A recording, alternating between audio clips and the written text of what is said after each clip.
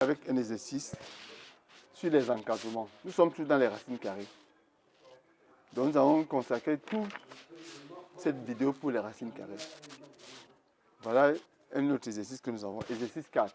On dit, sachant que racine de 3 est compris entre 1,731 et 1,732, donner un encadrement de 3 moins 2 racines de 3. Ici, nous sommes dans les encadrements avec les racines carrées. La notion d'encadrement est très importante. Parce qu'à l'école, nous mettons les encadrements que ce soit les encadrements des quotients, les encadrements des produits, les encadrements d'une somme ou d'une différence. Ici, c'est l'encadrement d'une différence. Et je vais vous montrer la procédure à suivre pour encadrer une différence. Nous devons encadrer 3 moins 2 racines de 3. Pour encadrer une différence, qu'est-ce qu'on fait? On encadre d'abord là où il y a le signe moins, en changeant la position. Voilà comment nous allons faire. Comment encadrer une différence? Parce qu'à l'école, on nous apprend comment encadrer une somme, une différence, un produit, un quotient. Ici, c'est l'encadrement d'une différence. Je vais encadrer 3 moins 2 racines de 3. Première étape que je fais, j'encadre d'abord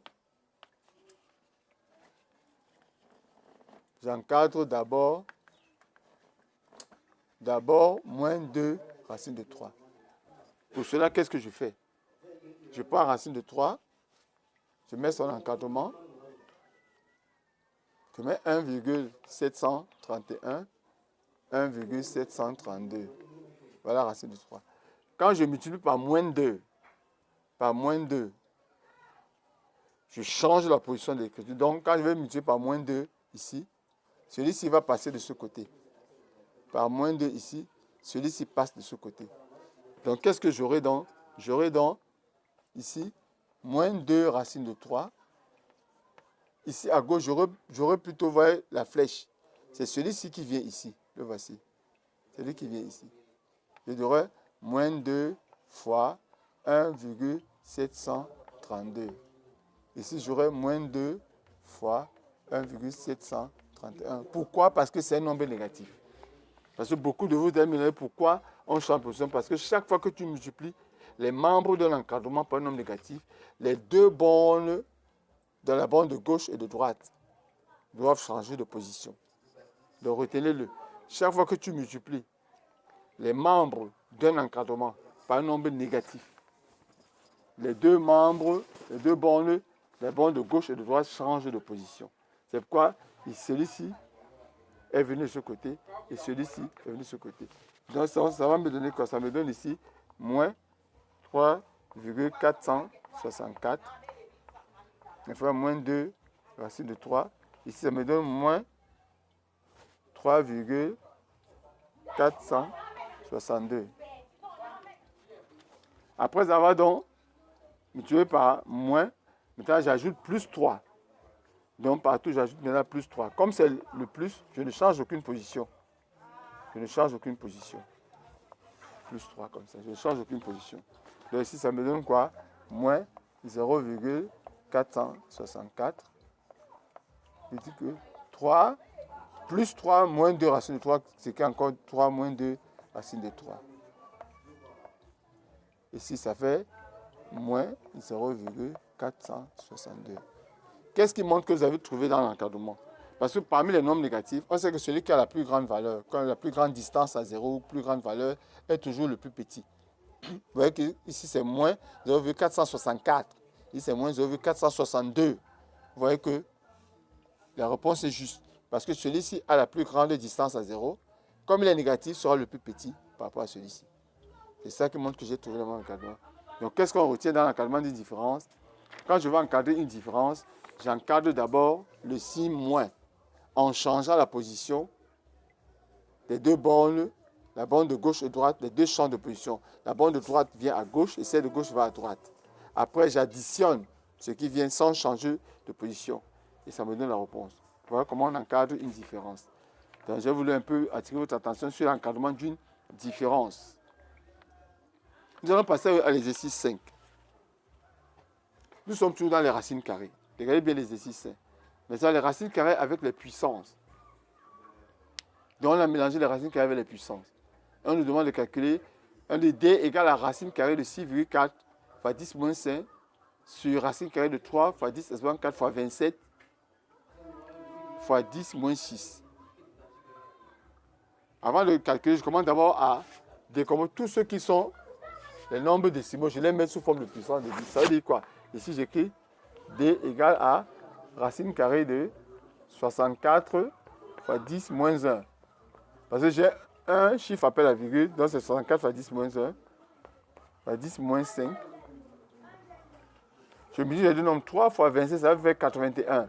Racine de 81 fois 10 exposant 4 fois 10 moins 6. Première étape. Deuxième étape de calcul, les puissances de 10. D sera égal à racine carrée de 64, 10 moins 1 fois 10 moins 5, ça fait 10 moins 6. Sur racine de 81 fois 10, 4 fois 10 moins 6, ça fait 10 moins 2. Maintenant, qu'est-ce que je fais? 64, ça c'est un carré parfait. 81, c'est un carré parfait. Ça c'est 8 fois 8, 64. N'oubliez pas ça.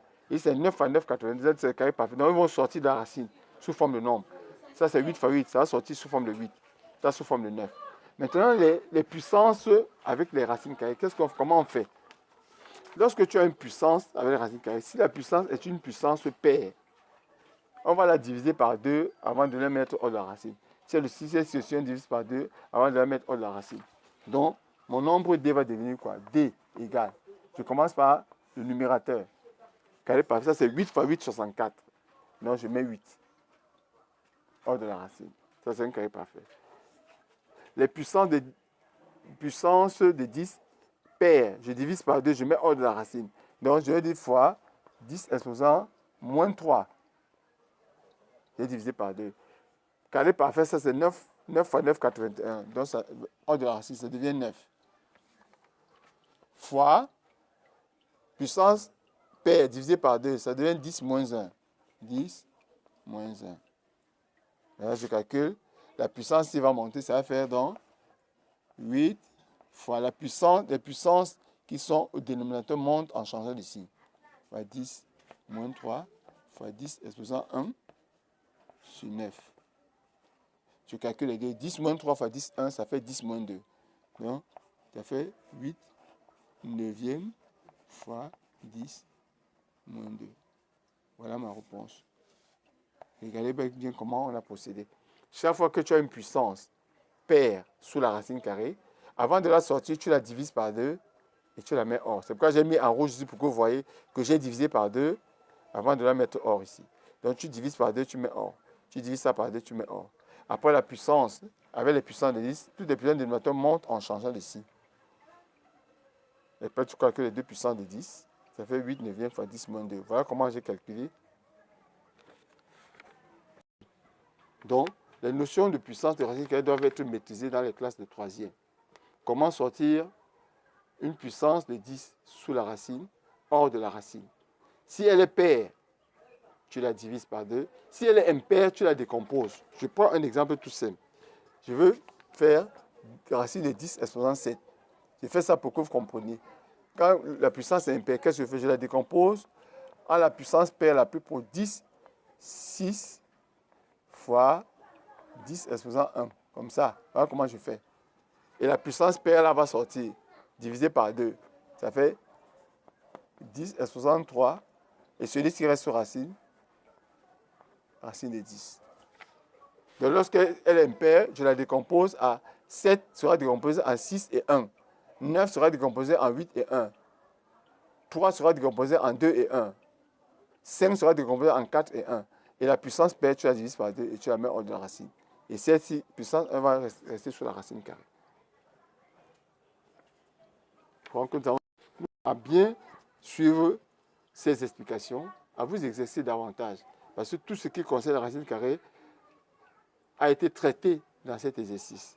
À moins qu'il y ait quelque chose qui manque, mais nous avons traité la plupart des leçons qui concernent les racines carrées dans cette vidéo que nous avons faite. Nous vous exhortons à continuer à vous abonner à notre page YouTube, mon facilitateur en mathématiques. N'oubliez pas de liker, de partager, de vous abonner. Tous ceux qui ont des problèmes en mathématiques, notre but, c'est de vous faciliter la compréhension. Vous avez vu ces 5 exercices. Regardez cette vidéo, partagez-la à vos camarades, abonnez-vous à cette page, exercez-vous. Nous sommes là pour vous faciliter cette compréhension. Ne vous y trompez pas. Les mathématiques ne seront plus une bête noire pour vous avec votre page YouTube, mon facilitateur mathématique. Merci et à la prochaine vidéo.